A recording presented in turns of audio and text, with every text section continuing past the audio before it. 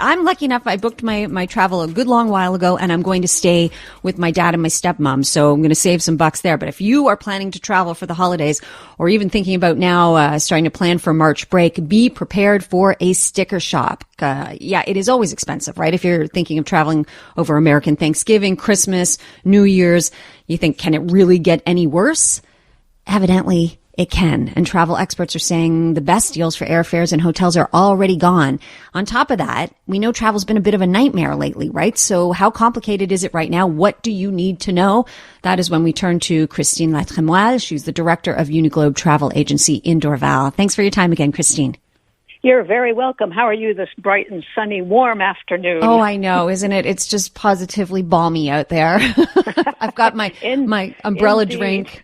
Oh, my sunglasses, not quite. It's all gray and dreary. It's November, and that is exactly, I think, when a whole lot of people think, and especially when the first snow hits, they're like, oh no, I got to start thinking of getting out of here. And our telephones are a testament to that. The weather goes sour, our phones get busier and busier. Okay, so has this week been particularly nuts?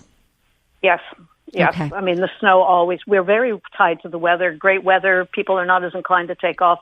The minute this stuff sets in, I'm telling you, people go, oh, yeah, this is what it's like. I want out of here. And they need something to look forward to. Yeah, it's because you start counting the months. That was literally me this morning. I'm like bundled up in my jacket and I'm thinking, because yesterday I was like, oh, it's pretty. It's not so bad. And then today I was like, oh, my gosh, it's only November. Yeah. We're stuck with this till like April. I know. It feels like forever and ever. I know.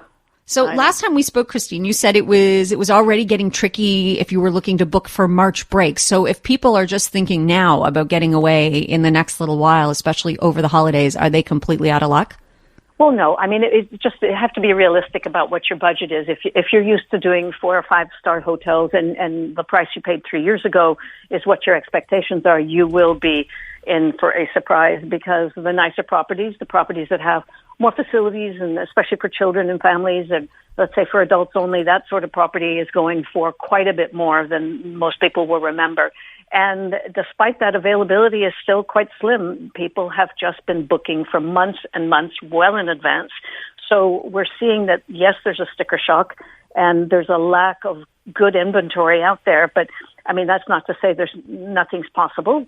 But you have to be realistic in what your expectations are at this point. Okay, so temper your expectations and be ready to pay. What are some tips for people to still try to find a half-decent deal out there?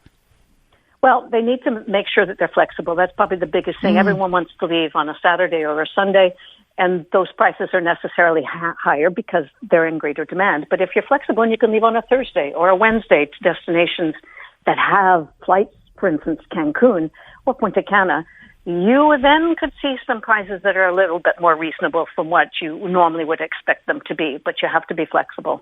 So are those amongst the most popular destinations, Cancun and Punta Cana?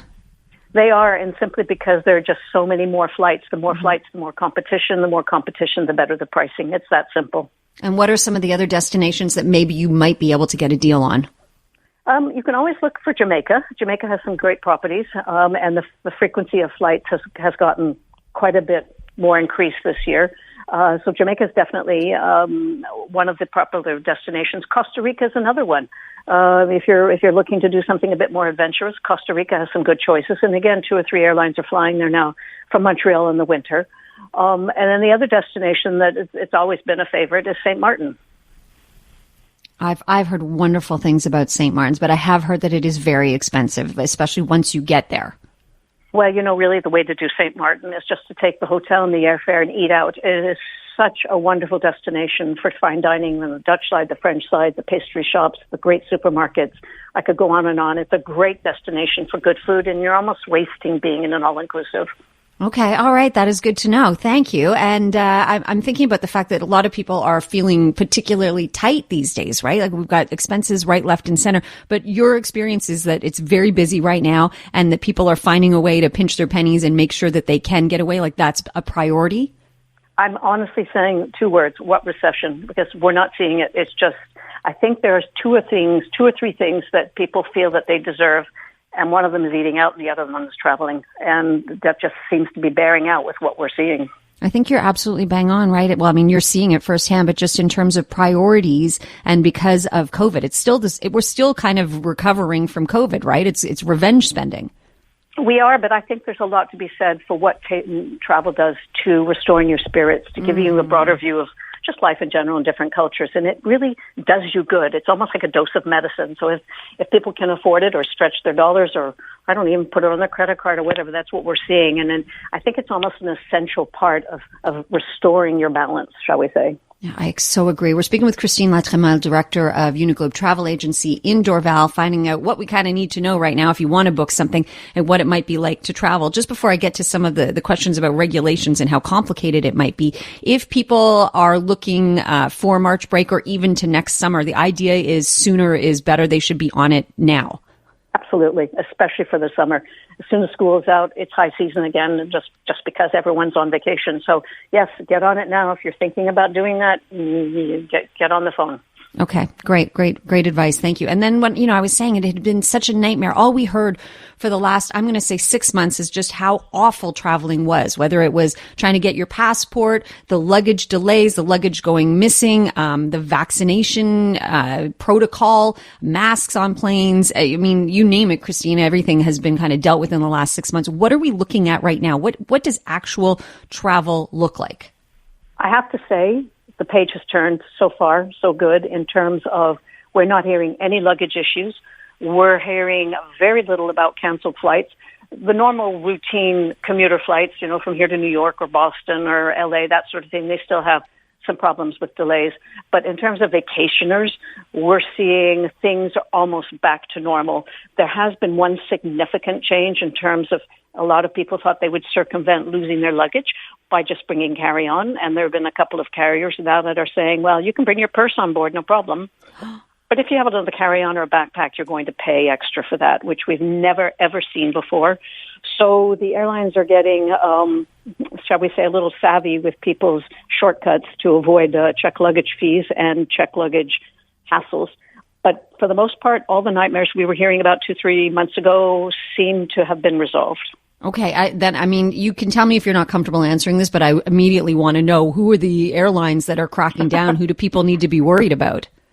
Well, Sunwing for sure is now charging for a carry-on. So as I said, you can have a purse, you can have your briefcase, but if you've got a backpack or a small overnight bag or that sort of thing, you will be charged $25 to bring it on board. Is that simply a way to generate additional revenue because people aren't checking the bags? I think it's twofold. I think that the crowded overhead cabins, bins, I should say, are a problem. Mm-hmm. And either way, I don't think it's costing the airline anything more because weight distribution on the flight is what it is, whether it's in the overhead bin or if it's in the hold. But yes, I basically am a cynic. I think that the airlines have suffered a lot financially over the last 2 years, and they will do everything they can to recoup some of those losses. Yeah, I mean, and it's understandable to a certain degree. With regards to any regulations in place, we know that the masks have been lifted, the vaccination mandates, passports have been lifted. Is there anything that people need to know about traveling to any, I don't even want to say specific destinations, but do you still need to be wary of what might be in place where you're headed? I still think everyone needs to think about being vaccinated. That certainly is going to be a little bit of insurance if you're somewhere where there's more of a virus prominent than not. But the other thing people need to remember, though, even though the Arrive Can has been discontinued in terms of being mandatory, it's still a great idea to complete it because what it does is that actually it pre-clears you for when you land. So you're no longer going to have to line up. You're making your declaration on your phone, on your app, and you get a printout and off you go. So it speeds things up enormously at the airport. So it's still a great idea, although not mandatory. So that's a really good tip for making the return home a bit more pleasant. So download it before you leave so that you're ready to go and you can fill out that information. And are there still, is there still a lot of COVID cancellation insurance, or are those days gone now too? You can buy COVID cancellation, or it's COVID cancellation insurance is the same as trip insurance. Basically, you're too sick to travel, so it's one and the same thing. What's still available is COVID insurance for medical issues while you are away. And the difference is the COVID insurance is specifically lower coverage for anything else, whereas the regular medical insurance covers you for medical, but it has a much higher rate of coverage, and so the premium's a little bit higher. That's really the only distinction. Okay. I have to say, Christine, every time we talk, I'm so impressed with your wealth of knowledge. Thank you so much for sharing it with us once again. You're so welcome, and have yourself a great March break. Oh, thank you. Well, I'm going away next week.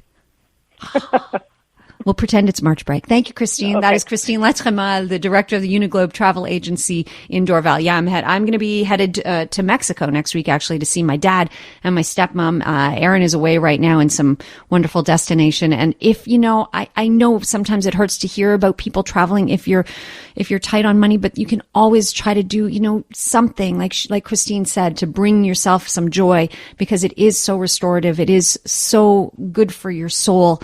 And I know it is expensive, and I do understand how lucky I am to be able to do it and to mooch off my parents.